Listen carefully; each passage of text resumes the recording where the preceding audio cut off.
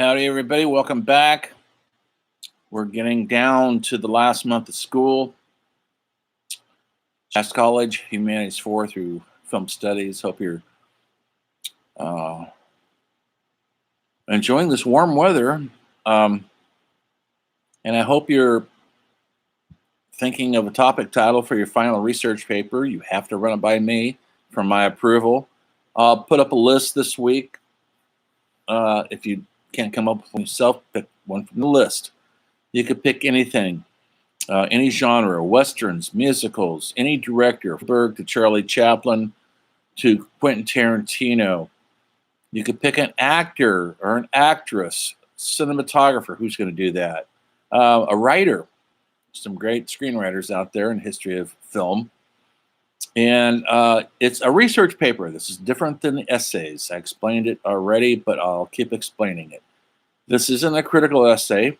You're going to do the research. You can start researching right now by watching documentaries, by reading about them, by Googling them and checking them out on Wikipedia, and getting down to basic who they are and why their art matters. Not just a thumbnail sketch of a bio. You know what I mean? Don't just sit there and don't just write they were born such and such. They went to this school and they went to that school. No, I don't care about that. That's all information we can glean off the internet. What makes them count? Why did their movies matter? Go deeper on the research. I always tell everybody to go deeper on the essays. A lot of people still don't know what that means. It means don't stay on the surface. Don't say the obvious. So when we had the quiz last week and I said, please don't say sex, drugs, and rock and roll, many of you said sex, drugs, and rock and roll, even when I ask you not to say it, because that's just on the surface. Well, I mean, do you actually think that sex was something new to Hollywood? We've been having sex since the caveman. They were having rock and roll sex before rock and roll in the 20s and 30s. And so saying the new kids or the new directors brought in sex or they're depicting sex, they saw it in the culture. There's a little bit of, a little bit of truth. Only reason why, but you got to connect the dots. Why was sex all of a sudden depicted this way? Well, the main reason why is the rating board didn't have the censorship anymore. They started having G movies, GP, R, and so now you could depict sexual stuff. You could say the F-bomb all you want, and you get a rating slapped on you. But this wasn't happening until these movies in the 70s. But you got to connect those dots to let me know that you've thought about it and figured it out. I keep saying, what's going on in the culture? Why is it affecting movies? Think about it right now. What's going on in the culture? Think about where we are. We're in the middle of a pandemic. Big deal, right? Huge. We just went through an election. Huge. We're in the middle of a bunch of political stuff. Black Lives Matter, police shootings, police blah, blah, blah. Lots of negative stuff going on in the culture right now. That is for sure. And that usually gleans that filmmakers. I saw a movie last night. It's got nominated for Best Director, which just astounds me. It's her first movie. I don't believe it's directed very well. You be the judge of it. It's called Promising Young Woman with Carey Mulligan. I like her a lot. It's kind of to me, it's kind of clunky commentary on the Me Too movement and has some smart stuff, but mostly the actors stand around or they sit around and they tell the story verbally. And a good filmmaker will tell it visually. There's nothing visual about this movie at all. The camera angles are rudimentary. If you'd gone to first year of film school, this is how you'd make your film. And this woman, who was an actress, never directed a film before. And I have a feeling, because we're now in the era that we have to have people from all cultures, and this is good, from both sexes, all nationalities, getting in there and getting finally recognition for filmmaking This one, I do not believe deserves it. In fact, it made me angry. I kept watching it going, God, the directing here is so poor. If you watch it, I even might think you think it's poor by hopefully what you've learned in this class. She doesn't know how to stage a scene. She doesn't know how to stage a scene in front of a camera, in front of the lens. She doesn't know what to do with the camera. It just sits there and stares. Is it an intriguing, brutal story? Absolutely. Is the acting by her first rate? Absolutely. By Carey Mulligan, she got nominated for an Oscar. So that's what I watched last night. I've watched a couple movies that are getting noticed, that are getting Oscar nominations, like Mank, about the writing, the guy who co-wrote Citizen Kane. It's a black and white movie. Gary Oldman stars in it. He's really wonderful in it. Once again, it's okay. They go off on a weird tangent. I wonder how many of you will watch that. Do you really look forward to watching a black and white movie about Gary Oldman, about a movie that was made in 1940? Now, you've gone through the film class. You wrote about Citizen Kane, so if you're interested in that, yes, you will be interested in how they put it all together. That's the kind of stuff I love. But is it, the best movie of the year? Absolutely not. In my opinion, and who else do I have to go by besides my own opinion? Anyway, Gary Oldman deserves all what he could get for playing Mankiewicz, the screenwriter, the unsung hero of screenwriting. There was another one nominated called The Trial of Chicago 7 by Aaron Sorkinson, who wrote it and directed it. He's a famous director who's directed the series West Wing. He directed A Few Good Men based on his play. He usually directs things with a political slant on it. A lot of clever dialogue. Camera moves a lot. The actors move a lot. There's something going on in the frame, that's for sure. Guys or girls, if you want to direct a movie, have your actors do something. It's called a movie.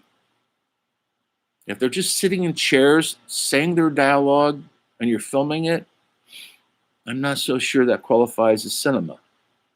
Anyway, have them do something. Even if it's drinking coffee or dunking donuts or smoking a joint, something. Reading a book. That's pretty passive, though. Watching somebody read a book in a movie is pretty dull. Anyway, it was okay. I've watched it twice now. I grew up with that era, long before you were around, based in the Chicago Democratic Convention in 1968, where there's a huge riot, and these 7 political activists were charged with inciting to riot.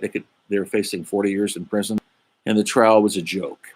If you watch the movie, that's not even half the reality of it. The judge hated hippies. He hated anybody who was not with the society at large, and so he was against these guys. No women, by the way, from the get-go. Anyway, but it's exciting filmmaking, yes, and very current in our political times. If you watch this thing, you cannot help but be reminded of what's going on, what went on in the last election, the divide in the country, cops against the citizens, vice versa. So anyway, I admired the movie. Was I totally engaged? Well, I knew the history of it, and I liked that era. I was a young, idealistic film student, and so it spoke to me, but I don't know if it'll speak to maybe the younger generation. I'm not sure. You watch it. I think it's on Netflix. It's streaming. The Sound of Metal. Have you heard of it? Seen it? It's about the guy who plays in this heavy metal duo. I don't like the music because I like punk rock. Metal bothers me. It's a little too angry and a little too male oriented. But he plays in a duo with his girlfriend. She screeches away on guitar and screams vocals, and he bangs away on drums. And in the middle of a concert, he goes deaf, and his hearing is gone. And so he spends the rest of the movie trying to understand what happened.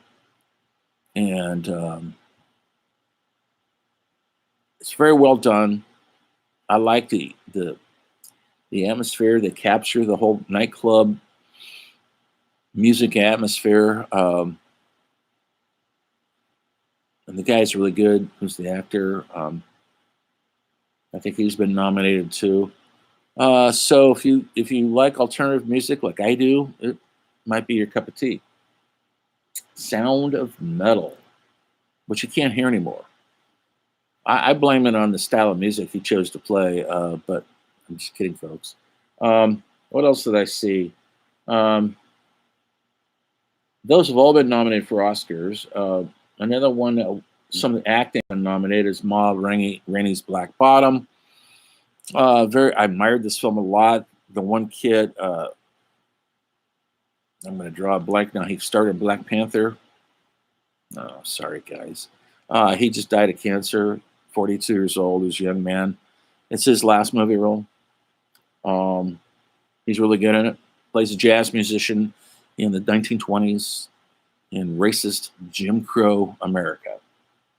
Very worthwhile to look at. What else did I see? Those are the ones I've seen. White Tiger, which is a film not as it's got some nominations for acting, I believe, and for best screenwriting. Very intriguing film about a guy, India, East Indian folks, somebody who was raised in abject poverty in India. And let me tell you, you don't know poverty until you see how this poor guy grew up. And he works his way up through the caste system of India, which is really strict. It's based on a lot of things. It's based on your religion. There's 42 or 35 different versions of Hinduism that they follow. And depending on which one you follow, that's the group you're in. Depends on how light your skin is, that's the group you're in. If you have dark skin, you're in that group. And it's hard to work your way up. And so our main character becomes a chauffeur for a wealthy person who lives in a huge mansion. They live like people live in the West. And he's used to not having plumbing. He's used to dirt floors.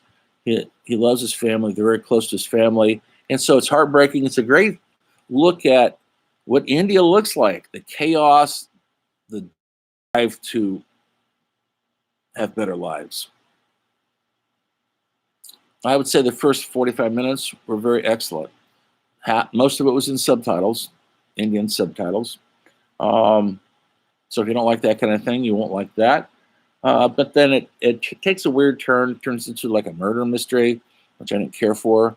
It's based on a bestseller novel, so they got to follow the plot of the novel. But anyway, but if I don't see the assignment, you'll get a 0. That's the only way you can get a 0 in my class on an assignment. So if I'm going through emails after this is over, and hopefully I'll see some quizzes that I have not got to yet. I'm still working on it. Have some patience. So now the things you're working for are your final paper, topic of your choice, research paper. You're still working in your journals, I hope. Keep them updated. And we're going to do one more essay. I'll sign it, not this week. I'll sign it next week. There's going to be another essay. I don't know on what yet. I wanted to talk about a specific thing and what makes a movie. I've spoken about it before without showing too many examples. I'm going to post a documentary on cinematographers, how important I think it is. Not just me, folks. It's industry standard how important it is. And a couple of the cinematographers I want you to pay attention to in these documentaries, I'll post them. You'll see it. Look for it on Canvas. And watch them at your leisure. There's no assignment attached to it. Maybe you could write your term paper on one of these great great cinematographers. The ones I chose are all, I'm afraid to say it, they're all men who worked. Well, one is still working. Yes, he is. The other two are passed away, and they made literally, they were revolutionary cinematographers, which is the person who's responsible for uh, the camera work, the lenses that they're choosing. A lot of times the director will choose a lens. So many times the cinematographer will have a better idea because he or she is an expert in photography. Also the lighting. And James Wong Howe was a Chinese American who was a master at black and white photography. And he did the photography for HUD, one of the great Paul Newman movies, 1963 or thereabouts. He also did the cinematography of Sweet Smelling Success, set in New York City. And the black and white is so fierce that it's just as much as part of the storytelling as the actors and the script and what they're saying. James Wong Howe was literally a true blue genius, and I don't throw that word around often, but it's fact. Another one at that during the little eight, he worked through most of the '60s with Ingmar Bergman, possibly my favorite director of all time. He's from Sweden. Mostly worked on movies in Sweden, but he did come to America, made some movies in the U.S. because the money's good here. And he directed. He was director of photography for many, many, many. I don't know right offhand, at least 15 or 20 Bergman films. And he wrote a great book. I read it. And there's some great documentaries about him, Master of Light. And I'll post that. You'll see it. These are only 15-minute things. And he talks about his process and what makes photographing something more deeper than just aiming your cell phone at something. And I think that was my problem. I know it was. That was my problem with the one film, Promise of a Woman. It just seemed so basic, uninspired. The camera work was uninspired. Because it was a first-time director, and she probably, I'm just guessing, maybe it was a smart choice. I don't know. She just probably played it too safe with the camera. Why not be dangerous with the camera? And this other cinematographer, he's from Australia, but he lives in Hong Kong. He did a bunch of, he's done some of the greatest Hong Kong movies to come out of Hong Kong. Works with John Woo and Chungking Express. That's all I need to say. If you see that movie, you know what I'm talking about. That camera work is so alive and human and savage and brutal and funny. And it's the camera work, folks. Think about that. Your camera is another character. Why is his name escaping me right now? This is really frustrating. Yes, I have to Google it right now. I didn't write my notes down. Anyway, let me just do this real quick. There it is. 1994. What's his name? I'm almost there. Christopher Doyle. Yeah. I'm going to have you guys watch this Chungking Express. Yes, folks. It has subtitles. It is. Quentin Tarantino would be nowhere without this movie. He is copying movies like this. It's a love story and a crime story, all set in the Japanese culture, and it's in a bunch of different languages. There's some English, there's Chinese, there's Japanese being spoke, and I think it's a work of genius. The director I followed his career Wong Kar-wai is just an incredible director. Thankfully, he hasn't come here and get ruined by Hollywood. This movie came out in 1985, and he has a nice documentary of how he walks around Hong Kong, uh, how he gets inspired by the actual the real lights of Hong Kong, and he tries to put that in his films. And let me tell you, folks, you just don't aim a camera at the lights that exist because it doesn't turn out that way on your film. You have to embrace lighting instruments. You have to know how to add or subtract. You just don't aim a camera at existing light. It won't work. That's what we do now with our cell phones when we're on vacay, right? We're just taking pictures of everything, and it looks fine. But it's not going to be what you want if you're a filmmaker and you're trying to have emotion that isn't just spoken by the actors, but it's depicted by the stage direction of a really good director who knows how to stage scenes in front of the lens. And it's going to be depicted by a really good cinematographer who knows how to use the camera to get the story told in the best way possible. That was the third one. I'll post these things. You'll be able to check them out on Canvas. And look for, I mean, you can write your paper on either one of these, any of these people, of course. This is how you do it. You pick somebody like this and you write your paper on it. Easy, right? So what else do I have for a plan for tonight? Oh, yeah. I haven't found it. I think they've taken it off YouTube. Martin Scorsese has a really good series.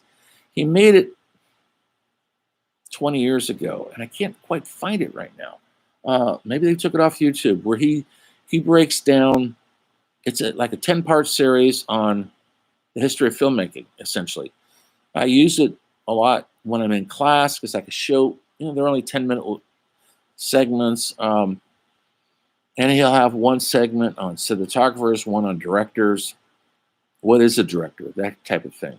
He has one on Westerns, and I know we haven't really covered Westerns. In fact, my next time I talk to you guys, I'm going to, maybe that'll be the essay 7 too. Maybe I'll sign an essay for 7. Do you guys like us? Do you guys like Westerns? Is it, I know it's not part of your generation. You're all into outer space and all this future sci-fi stuff, but the first 100 years of cinema, Westerns were a huge thing. They're on TV, they're everywhere, and they went out of favor, absolutely. Every once in a while, we have a Western that pops up that still gets noticed. Probably the last one that did, I think I got nominated for the Academy Award, was The Unforgiven, directed by Clint Eastwood, and that was 1992 or something. They've remade some Westerns like this Magnificent Seven, which was just, to me, crap. It was like too modern.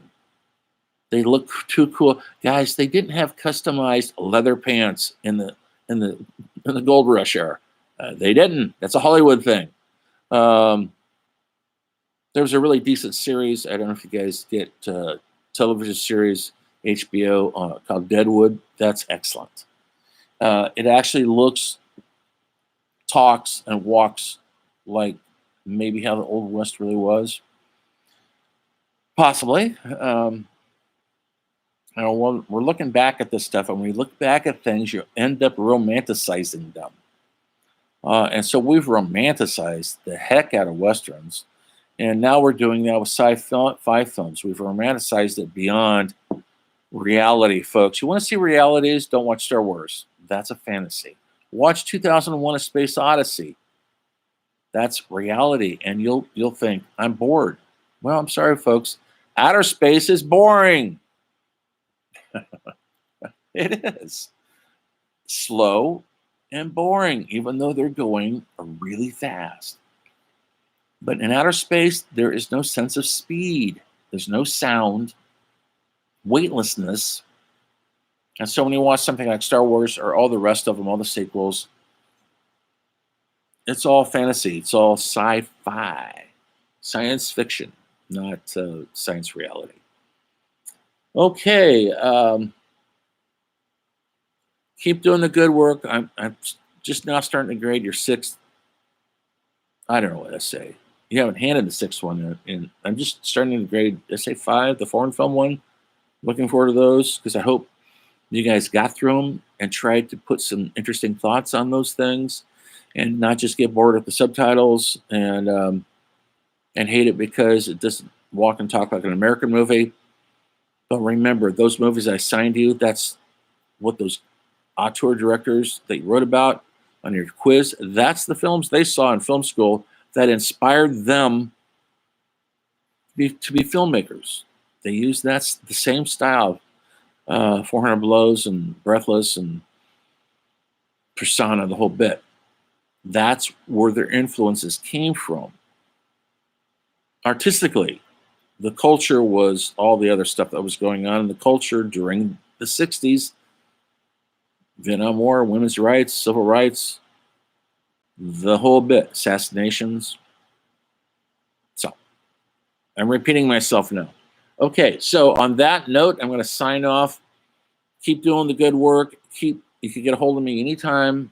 I know I've had some people complaining about they misunderstood my instructions or whatever. That's fine. Complain to me all you want. I will try to be better next time.